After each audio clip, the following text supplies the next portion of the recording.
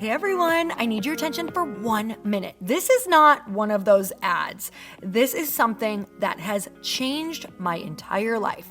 If you've been listening to this podcast, you know that this is all about personal development as the foundation for everything good in your life. And this podcast is now sponsored by Growth Day, which is the world's first all-in-one personal development app. I mean, oh my gosh, can you imagine having everything all in one place that you need to create the life that you want?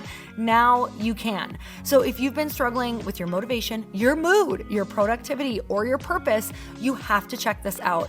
Growth Day helps you consciously change your life and achieve your potential. It has all the self-improvement tools, motivational classes, and life coaching all in one place. So many of us want to improve our lives, but the question is how? Where do we start? What do we use? How do you get unstuck? How do you make self-improvement stick? Well, research shows how. It's when you consistently journal, track your habits, set goals, learn from empowering mentors, and challenge yourself that you'll be happier, healthier, and more successful. But let me ask you something. Where do you actually do all of your personal development work? I have to tell you that over 300,000 people use Growth Day for a reason. It works. It's the world's #1 software for self-improvement. Growth Day has an amazing mindset journal that I absolutely love, a habit tracker, and a goal-setting system. In fact, I bet if you went to my stories this week, you probably saw me using the journaling app and telling you to do it too, because it's the first time that journaling has ever actually stuck consistently in my life because of this app. And best of all, Growth Day has live inspirational classes every single week from the world's top motivational speakers and life coaches. These are people who have impacted my life in huge ways. These are mentors who I already knew and loved. In fact, this is something that's so huge for me, you guys. I personally teach a class in Growth Day every single month, and it is one of the most fun things that I get to do, and I'd love to see you there. These classes will truly shift your life. There's always something new that you will learn. So join me and 300,000 achievers growing our lives with actual real intention. Visit growthday.com/Lori for a free trial. Yes, you can try this for free. So go to growthday.com/Lori and go live your best life. You guys, that's growthday.com/Lori. And I can't wait to see you there.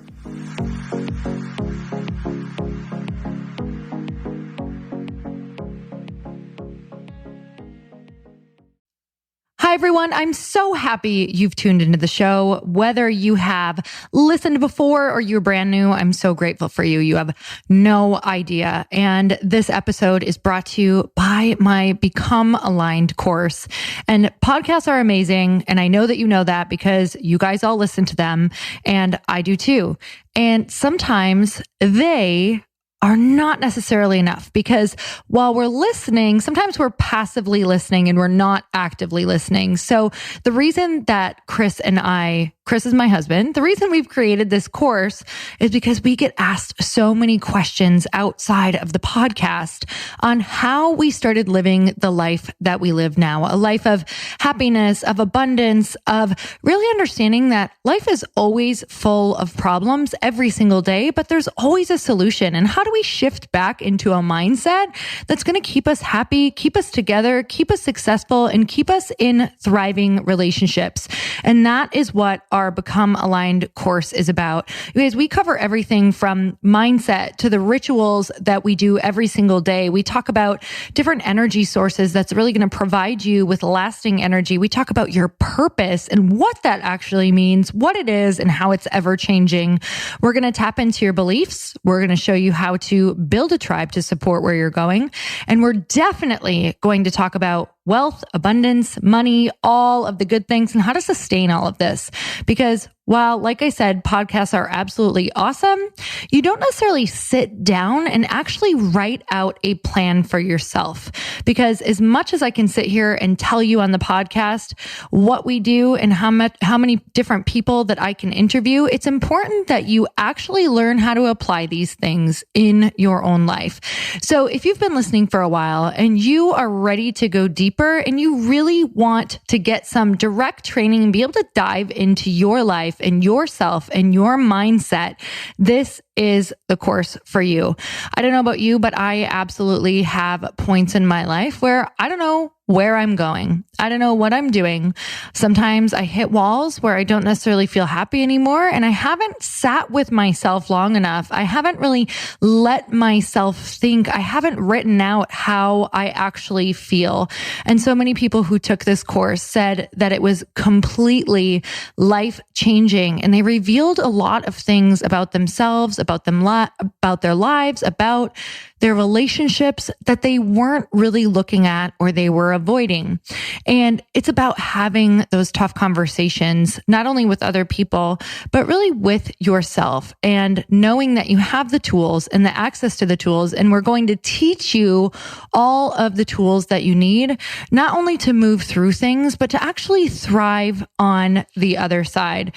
So you guys, I would love for you to join the Aligned community. It's such a special group of human beings, and you get lifetime access. This is 9 different modules where you're going to be working through each area of your life at your own pace.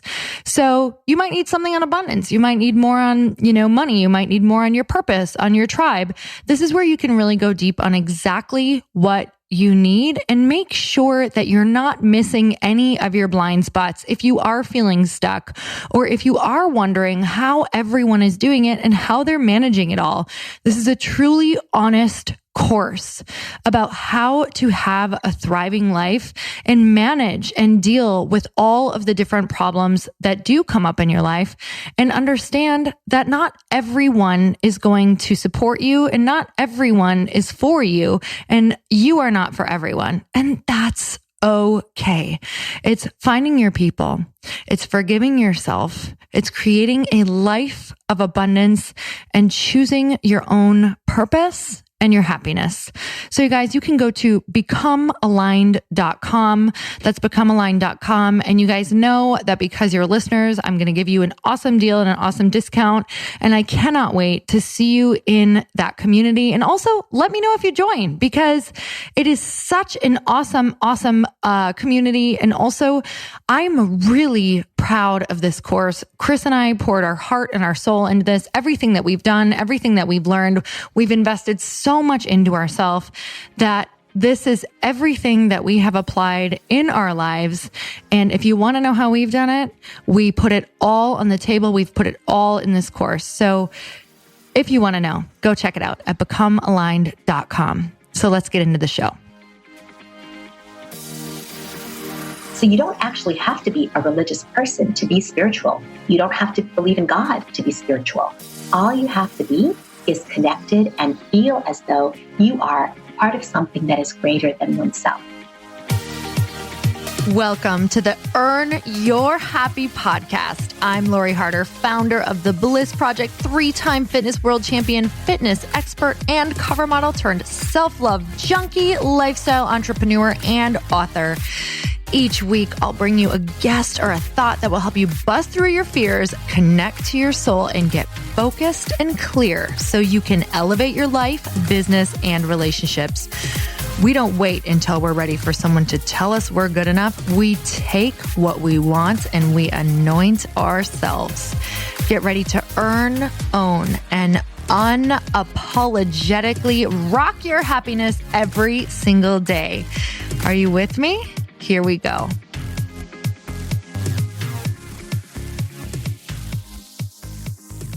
Welcome back to the show. I'm so excited for you to listen to today's guest, which is Dr. Anna Yusim. We covered everything from spirituality to well-being to science to relationships. And this woman is absolutely amazing. Her bio, her complete bio would blow your mind, but I'm going to just share a bit about her. She's an award-winning, nationally recognized psychiatrist, speaker, and author with a private practice in New York City. She's a lecturer on the clinical faculty of the Yale Psychiatry Department. After working as a neurobiology researcher with Dr. Robert Sapolsky and completing her studies at Stanford, Yale Medical School, and the NYU Psychiatry Residency Training Program, she felt that something was missing from her life. In her quest to find it, she traveled, lived, and worked in over 50 countries while studying Kabbalah, learning Buddhist meditation, and working with South American shamans and Indian gurus. So if that gives you a little insight into this woman's life, her career, and her just vast knowledge, I know that you are going to love this conversation. So let's get started. And I'm so excited to have you on the podcast today. Thank you so much for coming on the show. Thank you so much, Lori. It's a pleasure to be here. Oh man, I'm so excited to chat with you because you really touch on topics and you have this amazing book out that talks so much about just what I love to talk about. But before we get into that, I would love for you just to share a bit about where you came from and how you got into what you're doing. Sure. So I guess, originally came from Russia. I was born there and came to America when I was 5 years old. And I grew up kind of, learning about different cultures, also learning about different religions. En route to America, we lived in Italy, we lived in Austria. So an international way of life became part of my identity very, very early on. And the narratives I started to construct were really about how do different people see the world? And who am I in the midst of all that? And so that was really one of the main questions that I've taken with me through, going to first college, through medical school, to understand people better based on how they grew up, the world that they inhabit, the places they have seen, the values that they hold dear. And that really is what took me to ultimately write my book, Fulfilled. It's about the different ways that we as humans create narratives in our lives. And to the degree that people are open to it, where's spirituality? And whether people are spiritual or not, maybe spirituality, another synonym for that is meaning making. How meaning making happens in people's lives and how that defines them. Oh my goodness. Oh, so I could just dive right in right here. So I come from a more restrictive religious background. And for me, in order to start freeing myself from like this very black and white and what did not feel like truth for me, even though it was such a fearful thing and I felt I had to be in that, was exactly what you said, was to really start looking at how do different people see the world, and why don't they believe what I believe on the other side of the world? Like, what is it that, makes them feel that way or see that way or think that way or serve this certain God, or what does that, look like for them? And that was the only way I started to free myself, was to start to understand, wow, wait a minute. It's not like majority of the world does not feel this way, to really start understanding more people. So for you, what were you able to, and I know that you said to understand people, you were all over and you were learning about religions. Did that ever confuse you, or was that always something that was just so open for you and it helped you understand what the grand picture was all about? Yes and no, because it's kind of like, you were saying, like different people in different parts of the world have such different beliefs. And for me, even in my little part of the world, I was occupying these two spheres. My mother is actually a very spiritual person. She always believed in God. She, in Russia, which was really non-religious or anti-religious even because of communism, seek out books on yoga and read about Hare Krishna and read about our religion, Judaism, and was always looking to learn about spirituality. And in contrast, my father, and really more the direction my own life took me, was in the direction of science, which is such a different language, such a different meaning-making instrument or meaning-making machine. That's all about rationality and things that can be seen with the eyes and observed and proved empirically and subject to scientific experimentation. And as you can imagine, spirituality for many people is actually the opposite. People's experiences are so personal and intimate and subjective, very difficult to replicate in a science lab. And so really for me, a lot of the meaning making and reconciling these two parts of identity was figuring out how science and spirituality work hand in hand. And that's been my life goal for many years now. And that's ultimately what led me to write this book. Okay, so I just want to know how science and spirituality work hand in hand. Like, I really want to unpack that. So how did you even begin to start unpacking that? And I know you write so much about that. So what's kind of the method if people are either in between right now or they want to learn more? What is a really good starting place for people to start unpacking that? Right. It's a great question, right? So the first part is you can look at scientific studies and see what they have to say about spirituality. Because even though spiritual experiences are indeed so subjective and really difficult to study experimentally, people have nonetheless tried. And it's been shown that people who have some sort of spiritual practice, whether that be going to church, personal prayer, meditation, whatever spirituality means to that person, those people actually do better with medical illness. They do better with overall mental health. It's much easier for them to overcome addictions, and they feel a higher quality of life. So in all parameters, spirituality actually helps people, not just in terms of their spiritual health, but their mental, emotional, and physical health as well. So that's the first part of it. And then you're just like, well, what is it that spirituality is doing? Why does it give people so much? And if that's indeed the case, like, why aren't more people buying into this? There's a lot of reasons to that. So I really try to unpack some of that, but we can go, in any direction you want to, maneuver and understand any part of that. So, there's a book that I'm reading right now as well that talks about, that refers to another book about how God and spirituality actually changes your brain, like changes your brain waves. So can you share a little bit just about why spirituality does that for people? Because I've definitely heard that in times of challenge or in times of, massive health issues, that when people really root into that, it can actually create some massive shifts or miracles. What is that? Definitely. So in order to answer that question, let's first get a definition of spirituality. What is spirituality? So the way I define it is it's a connection to something greater than oneself. And for some people, that is God. For other people, it's a sense of a greater mission or purpose beyond oneself. For some people, it's the collective unconscious. For some people, it's source or Mother Nature, or a set of transcendent values like hope and trust and perseverance. So you don't actually have to be a religious person to be spiritual. You don't have to believe in God to be spiritual. All you have to be is connected and feel as though you are part of something that is greater than oneself. That's my definition of spirituality. And so why does spirituality change brainwaves, like you say? And why does it have all these positive consequences? And it's been shown that it's actually for many reasons. First, it gives people a sense of meaning and purpose. And that's number one. Number two, for a lot of people, it gives them a sense of community and healthy, affirming beliefs about how to live life. And it answers questions for people that are really difficult. And often it's hard to find answers outside of spirituality, such as why do, bad things happen to good people? And how do we make meaning of our suffering? The answers to those questions aren't rational. They're provided often in the spiritual field. And other people also, another form of spirituality is meditation.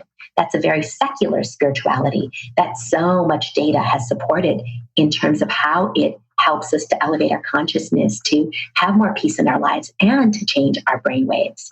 And that's because this disciplined practice slowly but surely and over time changes our relationship to our own thoughts. And that's been shown to be so powerful.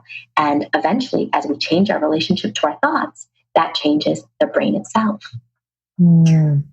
So, we keep hearing the word, and obviously it's the name of your book, but fulfilled. And I just feel like that is, I think at the end of the day, that's probably the word that I hear the most is just, I want to feel fulfilled, or I want to feel purposeful, or I want to be living in my purpose.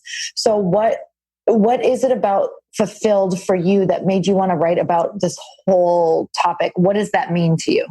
Right. Yeah. And it's really been my whole journey of my own life was to find fulfillment, and all of the, fulfillment decoys along the way. The fulfillment decoys are all those ways in which we can fill our inner voids that really will only fulfill us temporarily. And those are ways that we fill our voids externally. such as through accomplishment, through achievement, through other people's approval, through affirmation, through looking pretty, through buying nice things, whatever that is. Those are things, they fill our inner voids, and they're an important part of society. And it's not to say that we shouldn't receive pleasure from them or put energy and effort into that. But at the end of the day, the question is, does doing those things bring us closer to a fulfilled and meaningful life? And does it bring us closer to our own authenticity? Or are we doing those things because it's expected by somebody else? It's expected by our parents, or by society, or by our spouse, or by, whoever it is that impacts how you live your life. And if that doesn't really gel with your soul, and if it's not authentically you, then it's time to rethink and ask the question, how can you more constructively and authentically fill your inner voids? So what was one false, what is your kind of main default false sense of fulfillment, and how did you break it? What was the addiction, that you thought was fulfilling you, but you found out was not? And how did you kind of figure out what was true for you? Yeah. For me, it was other people's approval. It was this life where I was pleasing my parents. I was, went to Stanford, went to Yale, was doing all this. And it's not to say I didn't want to do all this. I did, but I hadn't really tapped into myself enough to know who I was, to know why I was doing what I wanted. We came to America when I was 5, so I was really living out this American dream. And as immigrants, there's even more pressure put on you, not to find out who you really are and what you want, but to make it in this country, to be successful, to live out your parents' dreams in many ways. And so I was always a good student, worked so hard, and got a lot of affirmation from that. And I thought that affirmation was who I was, that ultimately made me, until I realized over time that I was doing all these things over and over, getting all these accolades and awards, but felt so empty inside. Something was missing. I hadn't yet tapped in, for me, to that core element of myself that I so desperately needed to acknowledge, and all this time had been pushing away. For me, that was spirituality. And I'd gone to Yale Medical School. No one really is spiritual in medical school. It's not really thought about, because medicine and science are so much about rationality and experiments, etc. And here I was living this life, but something was missing, and I didn't even know how or where to go or what to do to find it. And that led to a dark night of the soul for me, because I just felt so lost, so confused. I was in a relationship that I didn't feel fulfilled. I was doing work I loved, but it didn't feel fulfilling. Nothing about life felt fulfilling. And so I really had to, rethink the whole premise of how am I living and what do I need to do differently? And that's what led to the journey, and ultimately to, figuring out who I am, to going on a spiritual quest, to ashrams in India, to learning about Buddhist meditation in Thailand, spending time learning about Kabbalah in Israel and here in the United States, working with different shamans in South Africa, in South America. And through the course of all that, figuring out, this is really the kind of work that I want to do. Here's who I am, and this is what makes me happy. And that changed my whole life, because I started owning my life in a whole new way. Anna, were you ever at a point where you were worried about how that would be kind of received, especially coming from the background that you came from? Because I think there could be a lot of people listening who, I think especially to this podcast, who want to incorporate more spirituality, not only into their life, but also kind of weave it through what they're doing. But that could be that can be a scary place in the very beginning of, how is this going to be received? What will people think? And, I'm in this certain career or position, and if I start talking like this or doing this, it might be looked at as a negative thing, even though it feels like it's rejecting a part of something that is important to you. How did you start taking those steps? Oh, such a great question, because that's exactly what happened. And there's so much fear around that, because you're in a box. And especially in medicine and science, there's certain ways that you want to do things. It's very hierarchical. It's very authoritative. There's certain rules.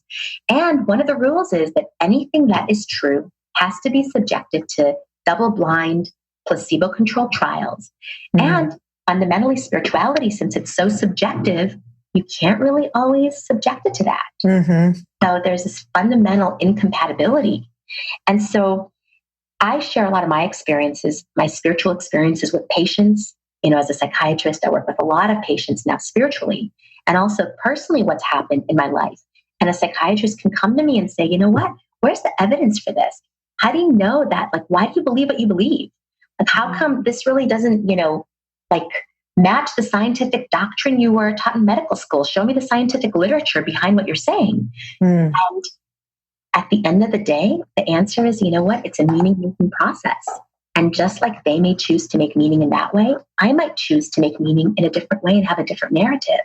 Not everything can be subjected to double-blind, placebo-controlled trials.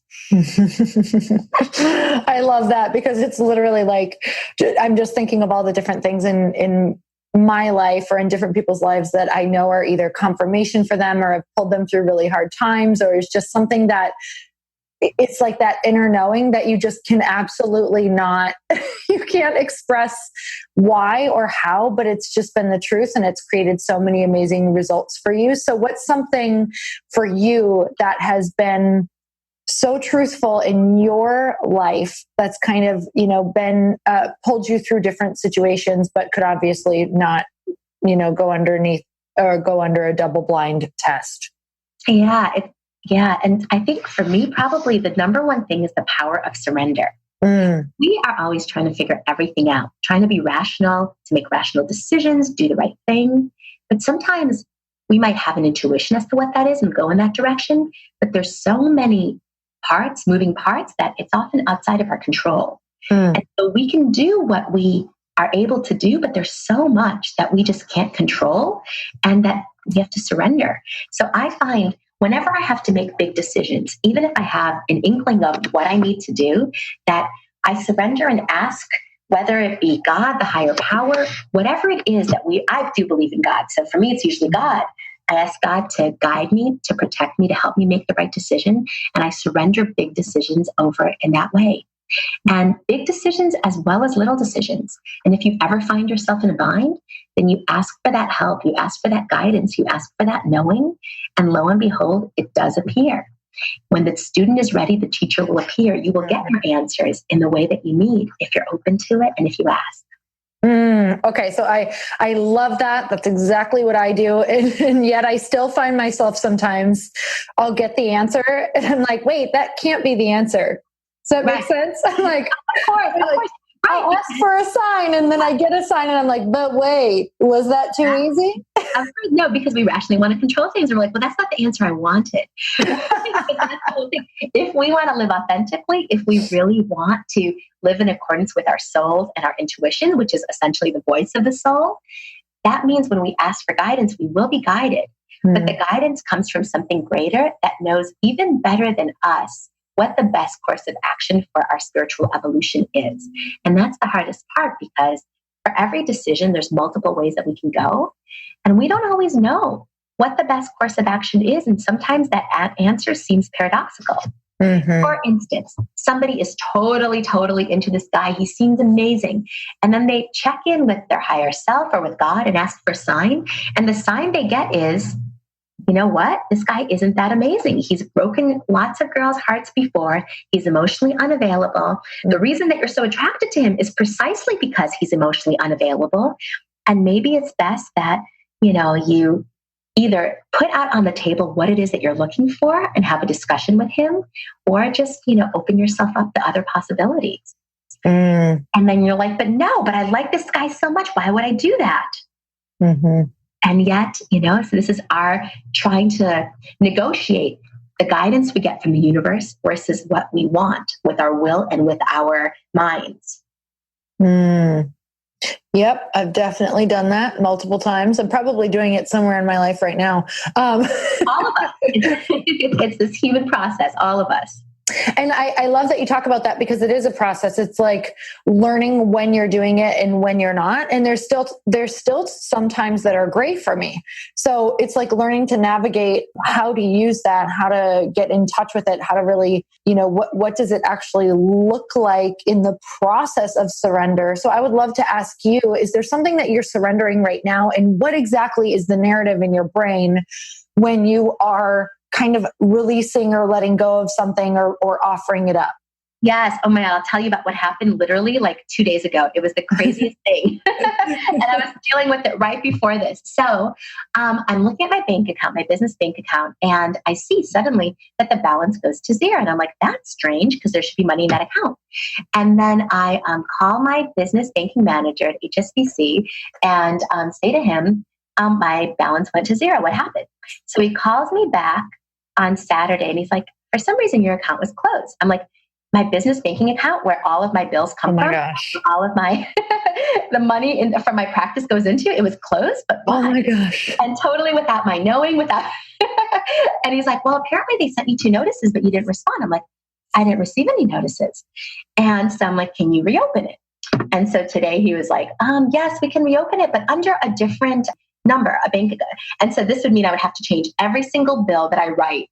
And I would have to change every single, fund that goes into my account. That would just be like a ton of work. And I'm like, you know what? That is not going to work. And so right before this, I have this little thing called the God box. And I took out my little God box and I put in that little God box all like what I want to surrender. And so I'm like, God, please help solve this problem. I have no idea what created this problem, why I'm dealing with this right now, or what this all means, but please help me solve this.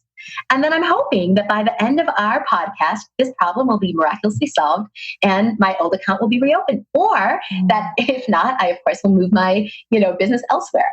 But this was like a little example of like, why in the world is this happening? And what do I need to do? Surrender. It's the only choice because I have no control, no other control right now.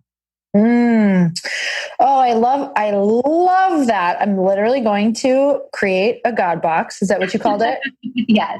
Oh my gosh. It's a tissue box, and on it, I wrote God box. And I put all my little worries throughout the day, and that's it. Oh my goodness. I love it because we are physical beings, right? Who are, what is the saying? We're spiritual beings in a physical body. Exactly. That we're not just physical beings having temporary spiritual experiences. We're actually spiritual beings having this temporary physical experience on earth. Yes. And so that's why I love the actual physical anchor sometimes, is because of that, we do like to express physically. And I feel like when we can actually create an experience where we let go, we can actually see something leaving or letting go or offering it up or giving it away. Like that's been really powerful for me. So when you said that, I was like, that would be something that feels really good for me to be able to kind of like, okay, I know I'm offering it up mentally, but to actually write it down and put it somewhere else just feels like it's been taken care of. Exactly. And to truly surrender it and just know it's all going to be okay because at the end of the day, it always is. Oh, I love that.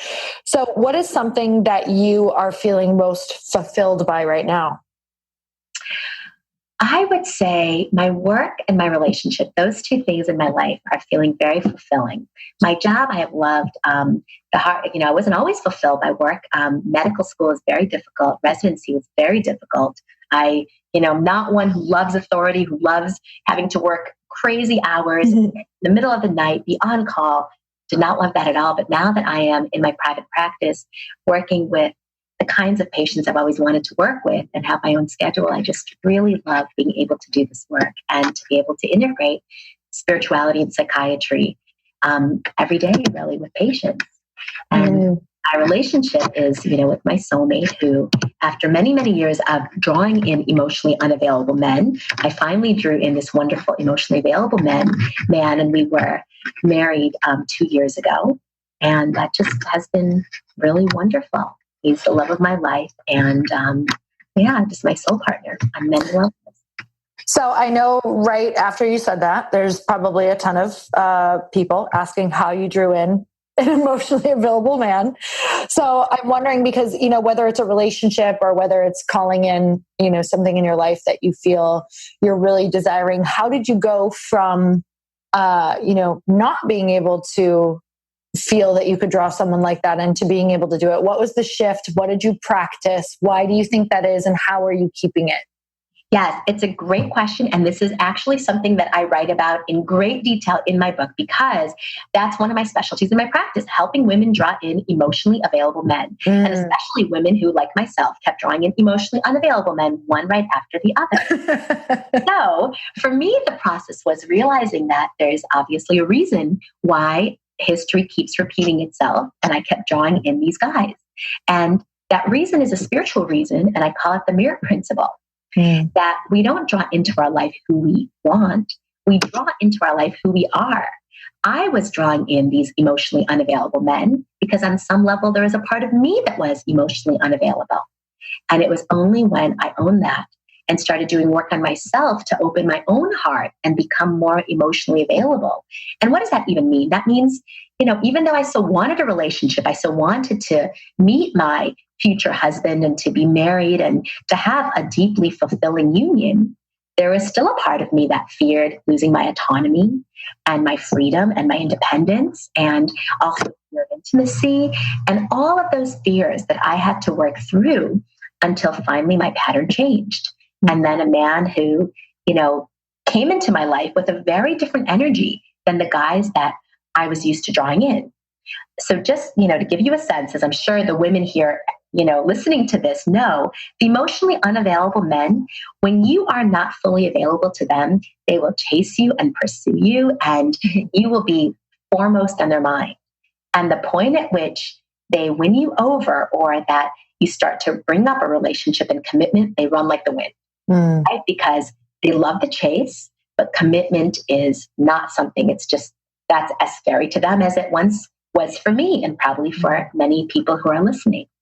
So the point at which you shift yourself, just remember, we don't draw into our life who we want, we draw in who we are. The point at which you shift yourself is the point at which you start drawing in different people. So were there a few things that you did to kind of open up yourself? Like, did you take actual action, or was this an energetic thing or a thought process? It was all of those, yes. So I, as a psychiatrist, have my own psychiatrist, and this is something that I really, in therapy, went into detail and really started to better understand, like, why? Why am I, if I keep drawing in these emotionally unavailable guys, there must be a part of me that's emotionally unavailable. So I had to better understand that. And you also realize that, when you are having this fantasy relationship in your mind with this emotionally unavailable guy, because you don't know them really, you can put them up on a pedestal and you can project onto them all of your hopes and wishes and dreams and fears and create this, in many ways, perfect person. And that image is never shattered because you never really get to know them. So you can, have this imaginary relationship with a perfect yet unavailable person.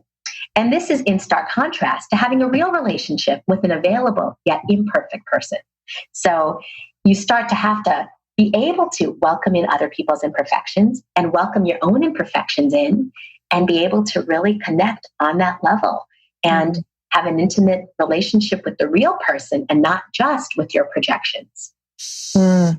I feel like so much of what you just said can be applied to any relationship. I feel like, while I didn't have that pattern repeated with men, I had it repeated with women, where I just wouldn't quite be available to be, connected and vulnerable. So I'm hearing so much of that same exact pattern. And I think that this can be applied to just about any story we have in our life, right? Like whether that's around money or whether that's around the career that we want. So do you see, how do you take this type of lesson that you're talking about right now and just learning and apply it all across the board in your life? Absolutely. I think it's really about the mirror principle, and to reiterate it again, we don't draw into our life who we want, we draw in who we are.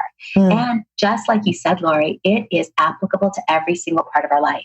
And if there is any part of our life that we are having trouble with certain people, that we're drawing in people that we don't like, and this could be either clients or customers or significant others or friends or anybody, then we look at ourselves and ask ourselves, what qualities in these people do we not like? Let's identify that quality. How is that quality a reflection of me and of my own shadow side? Something I need and want to work on and change about myself. So rather than externalizing it and saying the problem is those people I keep drawing in, or the problem is, all the men, what's wrong with all the men, or what's wrong with all these friends, or what's wrong with all these bosses or coworkers? No, the problem is always us. And we own it and we say, okay, how do I change those qualities that are bugging me about that person? How do I see that in me and change that in me? Man, that's so powerful. That's truly like the only time I was able to figure it out was really being like, why do I keep on, like, what is it in me that is, it's so easy to say it's a them thing and truly be able to blame other people. Like that's kind of what feels good in the beginning, but it doesn't. Man, it did not get me anywhere. And it's so powerful to be able to switch that around. So just kind of knowing that everything that's coming into your life is giving you some form of an answer or a lesson, right? Exactly. And that's exactly it, right? We draw into our life the lessons that we need to learn and the ways that we need to grow. And usually we will draw in the same lesson about 3 times. This is what they say spiritually in Kabbalah. And once we've mastered it 3 times and we finally get it right, we don't draw in that lesson anymore. We're done. But it's like peeling layers of an onion. You master that lesson and then you go deeper. You peel the layer and you go to the next lesson. And then you peel the next layer and you go deeper. And as long as we are alive in this world, there is more layers to peel and the deeper that we need to go. What lesson do you think you're in right now? Is it the surrender or is there something? It's definitely the surrender. And let's see what else. Yeah, I think that surrender and really just keeping my frequency high. So easy. Little, especially living in New York City, it's probably that way in any big city, but especially in New York, little things can just jostle you. And so you can go, even for a minute, you can go down a rabbit hole of, my goodness, why did that person push me for the 8th time? Why did that, cab driver snub me? Like little things could just get to you and get in. And it's so easy in New York City. And so for me, it's like keeping the vibration high and like whatever comes into my life, I needed this. This is mine. I own it and I move on. And I don't let any of that stuff just affect my well-being, my consciousness, my vibration. Oh my God. I'm literally over here giggling because last year I went to New York and I was like, why is everybody so crabby here? And I was like, okay. So for the week that I was there, I was determined I was going to be the most obnoxious, like most smiley, most like I'm going to hold doors. And I was like, this is fine. Like this is 1 week. I'm not going to let it get me down. And I'm not kidding you, by like hour 2, I was like, what is wrong with me? Like it was just getting to me because it can wear you down after a while. So no matter where you live, I think it's just that constant, like I had to observe, like, let go, let's reset, let go, let's reset. It's quite crazy. So whether it's New York or something else that's doing that, I think it's just a daily reset, but I hear you. I hear you on the New York thing. Yeah. I so relate to what you're saying. And imagine that you felt that for 2 hours. Imagine like 12 years. Yeah, I'm like, oh my gosh, you sound so happy. You live in New York. Keeping the vibe high, keeping it high. It's so true. So for people who like, tell me what happens in your world when you keep the vibe high. Like, why are you doing that? Are you becoming a match to something? Like, what is that? Why is that so important to you? Yeah, it's really, I believe that, it's such a great question. Are you becoming a match to something? Because we do indeed draw in experiences, people, and destinies at our frequencies. And the higher our frequency, the better and more peaceful and more fulfilling our destinies, and also the people that we draw in. So absolutely that. It's really for my own well-being and also for my patients, because part of it is, as a psychiatrist, my belief, I don't know if many of my colleagues would agree, but you can only take your colleagues and your patients as far as you yourself have gone. So for me, I always have to keep the vibe high so that I can pull patients up. Otherwise, and of course, no one's a perfect person. Everyone has meltdowns. Everybody has bad days, etc. But it really is, I think, a concerted effort that I devote a lot of energy to maintain that, because that's my job and it's my way of being in this world. Yeah. Okay. So this is a really weird question, but it's like, I'm also in that same space of really wanting to, I think a lot of us are like wanting to keep our frequency high and our vibe high. And obviously we're going to come in and out of it. And I think for me, this is just for me, like being someone who likes measurable results and to see things and know like, okay, for this day I felt high, but oh crap, for these 5 days I felt really low. Like, am I messing up? You can feel like you're messing up. And like, even saying this out loud, I know this sounds like so ridiculous to me, but at the same time, it's like, how Do you know what I'm saying? How do you quantify where you're at? How do you know? Exactly. Exactly. I totally get it. And there's, I think, two primary ways. One is to really feel, how are you feeling inside? How are you feeling in your heart and soul? Not in your mind, but really in your heart and soul. And when you're connected to your heart and soul, your mind slows down just a bit. So you could really, feel like if you are feeling anxious all the time, if you're feeling nervous all the time, if you're feeling depressed, something's a little bit off and the vibration is being affected by something. All of us will at times feel that because that's how the universe signals us that it's time to change and we need to pay attention to something and give it really our attention and energy in order to move forward in our lives. But having a sense of peace is one of the ways that, where we need to be, and that our vibe is, and of course our vibes keep going higher, but that's one of the ways that we're, as high as we need to be at present. And of course we keep striving. The other way is manifestation. It's how quickly you're able to manifest that which you are looking for in your life. And also that means the kinds of people that you draw in, the experiences that you draw in, and all sorts of other things. So internally based on how you feel, and externally based on what's coming into your life, are two ways to see, where's my vibe at? Where am I? Oh, it's such a beautiful reminder, because sometimes, I've been kind of in a phase right now where, I think internally I am a bit anxious, or things feel off, but I can't put my finger on it. And sometimes that can be a frustrating place, but it can also be a place of, kind of like you said, like, it's not that anything is wrong. It's more just like, maybe something needs to shift. Like maybe you're just staying in a position or doing something over and over that's no longer working. Like, it's very easy to get, especially I think coming from, such a black and white background in my life, I can default to, if I'm not feeling great, what's wrong? And that can be a really stuck place to be. Exactly. Right. Exactly. And then we're like, what's wrong? What have I got? And in a way, what's wrong is a good question to ask, but sometimes that feeling is exactly what's right. And it's just like you said, it's looking in and saying, okay, what in my life is no longer serving me? How do I need to change? Where's the universe trying to take me? And if you don't know that answer, surrender it and ask for the guidance to know intuitively and through external events and synchronicities to be shown what it is that you need to do in the direction that you need to go. Oh, I love that. So you also talk about living in your purpose, and that's a really big topic for a lot of the women that I talk to and women who listen to this podcast. I always find the ones on purpose are such a listen to podcast. So what does living in your purpose mean? Can your purpose change? How do we know when it changes? Like, how do we step into our purpose if there's a lot of fear around that? That was a lot of questions, Anna. Yeah. We'll take them one by one.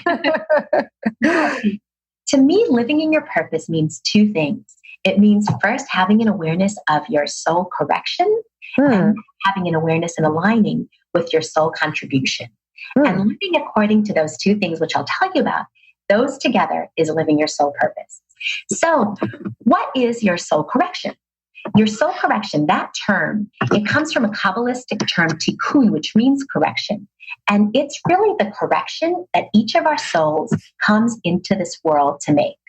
And your correction, you could know what it is by asking yourself the question, what has been the greatest source of pain and challenge in my life? For everybody, it's something different. And your soul correction could be thought of as what Sigmund Freud referred to as repetition compulsions. Those things that keep coming up in your life again and again and again, often much to your chagrin and dismay, and despite your best efforts to change them. And as many people as there are in this world, that's really how many soul corrections we have. Drawing in emotionally available men, that is one example of a soul correction. For some people, their soul correction is releasing addictions. For others, it's not being a doormat, not letting yourself be neglected and abused. For other people, it's speaking up to be heard.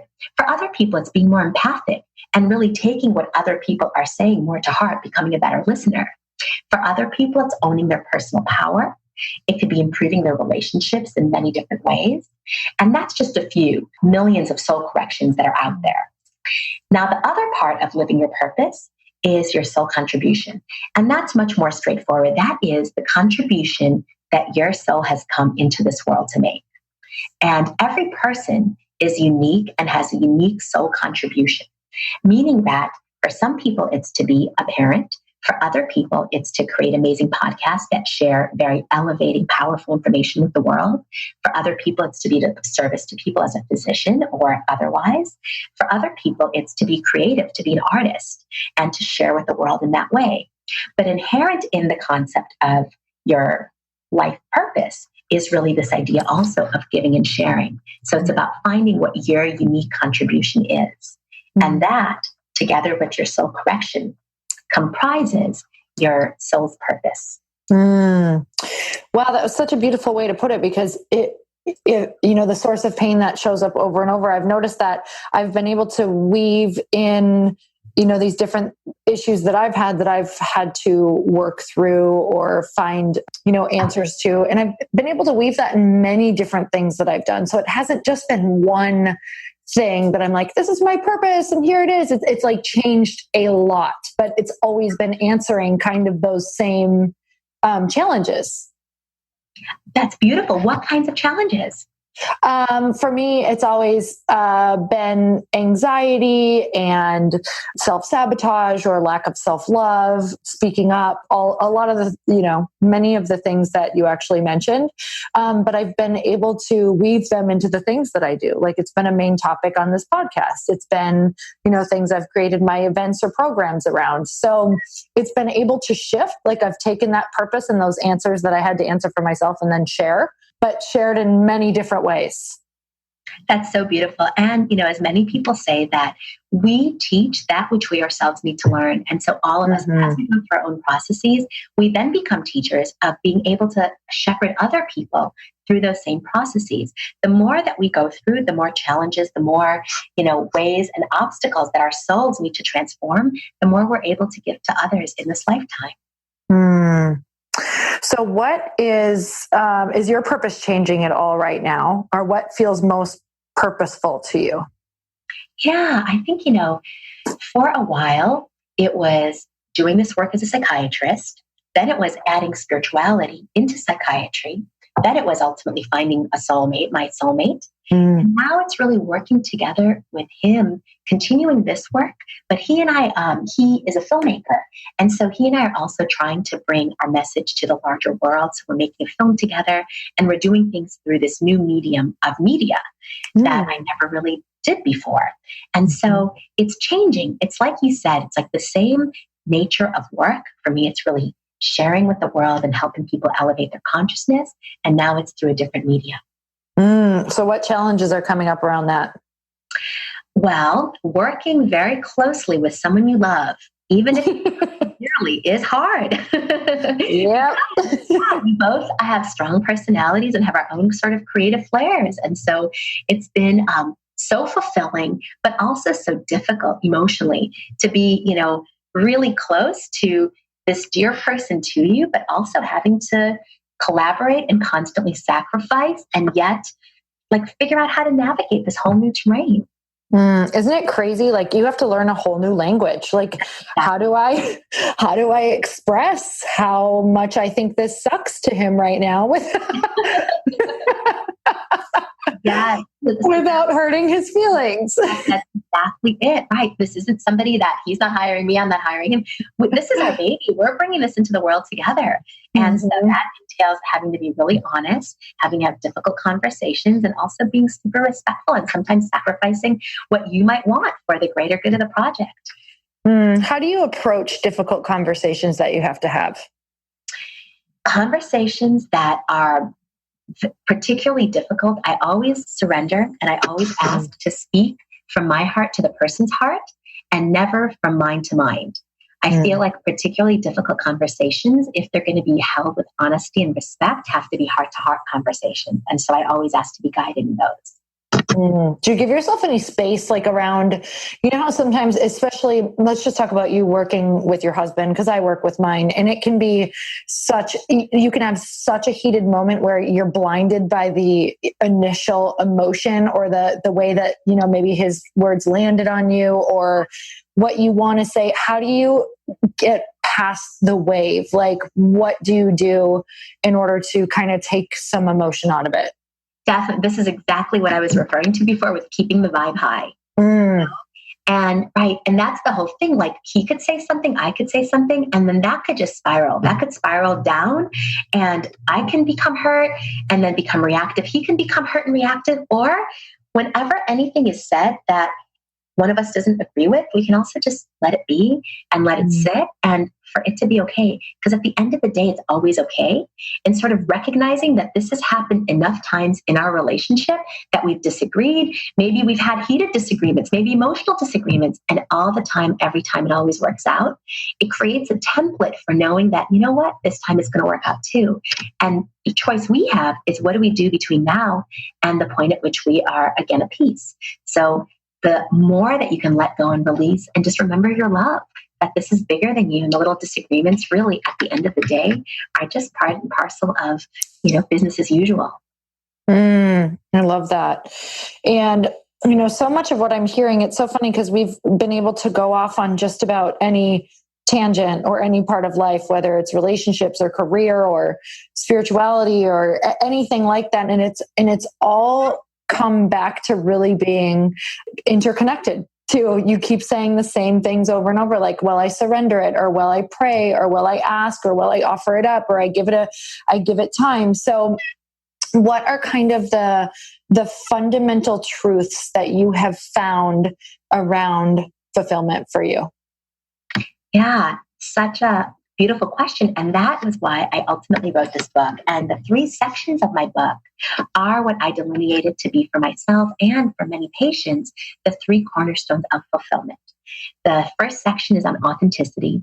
So it's really speaking your truth and knowing who you are separate from what everybody else expects of you and all the people in your life who you might feel that you need to please.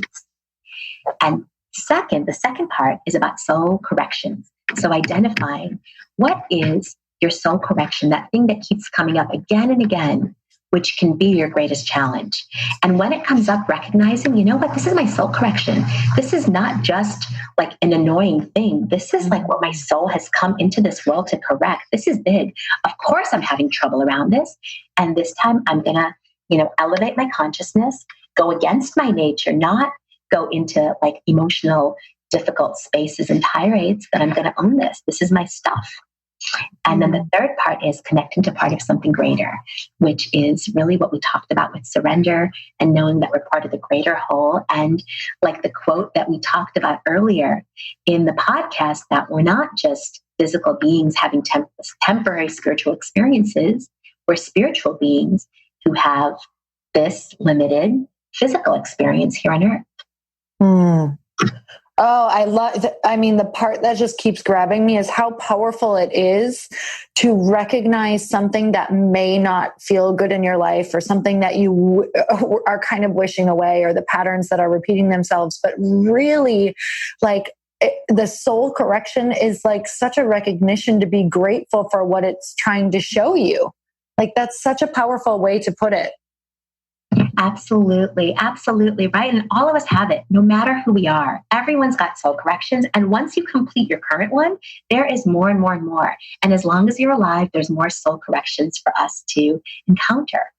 Oh man, like right now I'm literally putting that over my life and I'm like, what's my soul correction? And it's that I'm in the weirdest way, even though I'm creating space, I'm getting boredom showing up a bit. So I'm going to feel deeper into that after this. I'm going to write around it. So thank you so much for this. That. I love it. Exactly. And it just means that you're ready for expansion. You're just ready for this level, which is beautiful. So good. So you guys, wherever you're at, like, I think writing can be such a powerful thing. Do you do a lot of writing around this? I do. For yourself? Yes, for myself, definitely. I've had journals since I was 7 years old. And in my book, there's exercises at every chapter. And almost every chapter has writing exercises. I'm a huge fan of writing, journaling, and also specifically stream of consciousness writing, where you write from your soul without censoring so that you can get more in touch with your unconscious mind. Oh, yes. I love that. So we covered a lot today, but also didn't even cover an ounce of all of the goodness that is in your book. What's something that is just on your heart or something that maybe we didn't get to share that you'd like to share? Well, I feel that maybe the key thing really for everybody to know, whoever you are, wherever you are, whatever you're struggling with, whatever you're grappling with, to know that fulfillment is possible.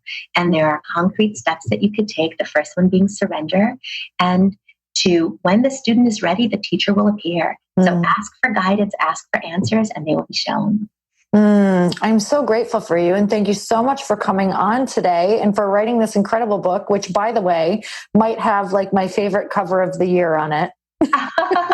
Thank you so much, Lori. It's such a pleasure to be on your podcast. Oh, I'm so grateful. And I always, well, first of all, where can we get your book and where can we follow you? Sure. So it's available on my website, www.annayusim.com. And it's also available on Amazon and anywhere else that books are sold. And I also do a lot of writing for a blog called Successible Life Blog, SuccessibleLife.com. So many of my articles appear there as well. Oh, amazing. Thank you so much for that. And I always end on one last question. Are you ready? Yes. Okay. So you have 30 seconds with a total stranger, whether it's in passing on the street or whether you're in an elevator, and they look at you and ask you, how can I make myself happy? What do you say? I say to release your fears and realize, FEAR, that the majority of fears are false evidence appearing real, and that most of our fears are just illusions and there's really nothing to fear. And you want to replace your fears instead with faith and surrender. So beautiful. And you guys, if you loved this episode as much as I did, make sure you share it with a friend. It's a beautiful way to help pass on exactly the information that they might need. And until next time, earn your happy. Bye, everyone.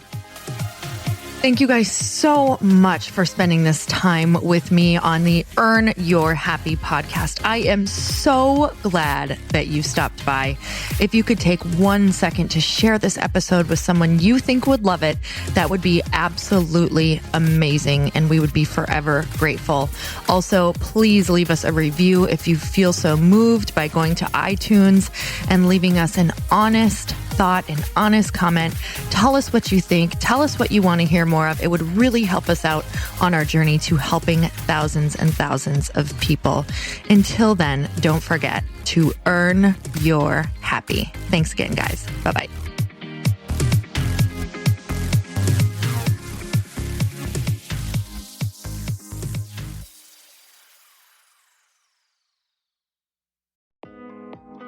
Hey, thanks for listening to the podcast. And I want to make sure that you have my phone number, and I'm not kidding. Did you know that I have a community text number? For real. My phone number is 310-496-8363. This goes directly to my phone. All you have to do is text the word daily to 310-496-8363. And I literally text you every single day, Monday through Friday.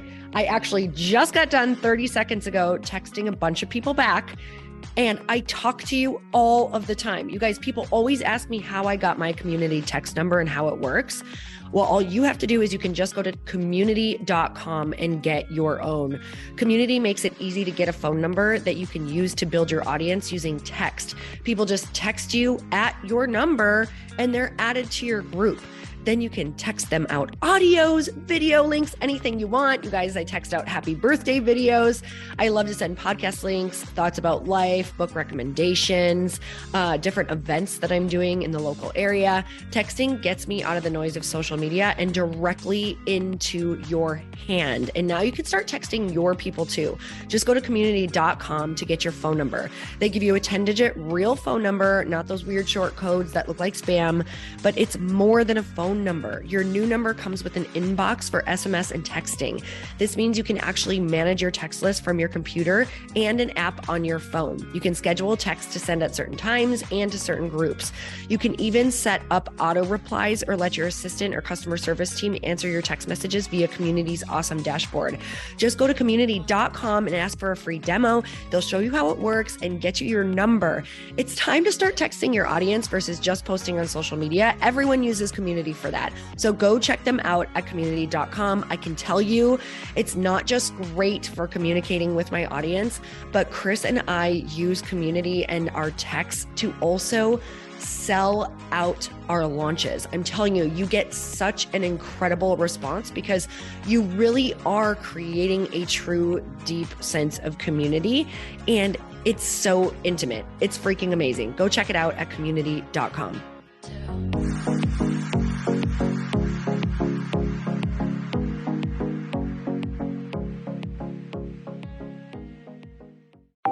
Want to know a huge secret to my success?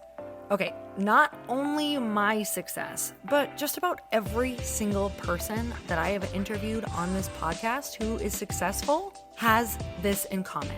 You guys, they love to journal. They capture their life lessons and what they're grateful for. But a lot of people don't keep this up consistently. And most people do know that the research shows that journaling deepens your gratitude and increases self-awareness. But did you also know that journaling decreases stress and helps you achieve your goals faster? In fact, journaling is a huge differentiator between average performers at work and high-performing people. It leads to longer-term clarity, confidence, and success. So why don't more people journal? Why didn't I journal consistently? Honestly, they don't like staring at a blank page. It's hard to carry a book around with you or a notepad, and they just don't even know what to write about, or they just forget. That's why I know that you're going to love Growth Day. It's the world's #1 system for self-improvement, and it's like all-in-one personal development in an app. And it has an awesome digital journal, and people love it. Growth Day's digital journal has hundreds of research-backed writing prompts for self-reflection, positive mindset, confidence building, and success. I use them all the time, and it makes me think in ways that I typically don't, and it makes me ask myself better questions, which we all know gets better results in our life. It even has prompts that help you develop a daily, weekly, or monthly habit of reflecting on your life and identifying areas to grow. So it's a perfect time of year to start journaling, you guys. When you sign up at Growth Day, you also get systems for habit tracking, goal setting, and scoring, and improving every area of your life. Best of all, I get to teach there too, you guys. I'm so excited. I hope that I get to see you. I teach live in Growth Day every single month with a new topic just for you. So join me there. Start your free trial at growthday.com/Lori.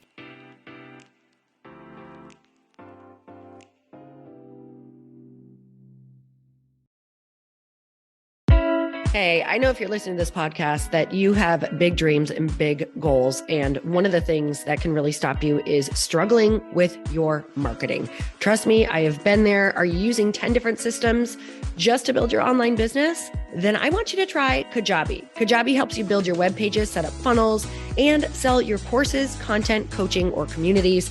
You've been hearing me talk a lot about funnels on this podcast and the importance of your email list. You can get a free trial at kajabi.com. That's Kajabi.com. I've talked about Kajabi before, but here's something that's super cool and new. They just rolled out an AI assistant for creating your online course curriculum. And this means you just type in a topic that you want to create on a course or webinar, and bam, it just generates a sample outline for you. It takes a ton of the hard work away. Of course, you're going to customize it to be your own, but this really helps you get over the struggle of how in the world to start, which is where most people stop. If you're like me, starting is always the hardest part, and that's what makes Kajabi so popular. They've made it easier for creators to build web pages, build courses, build coaching programs, build membership sites, build checkout pages, and build email funnels. So if you're struggling with any of those, you got to go check it out. Go to kajabi.com. Kajabi was really the first all-in-one system and is trusted by over 100,000 creators. I think that's good enough for me. Also has influencers and marketers who use this. And now their smart AI platform makes it easy to take what you know and turn it into an online course and business. Go start building with a free trial at kajabi.com. That's Kajabi.com.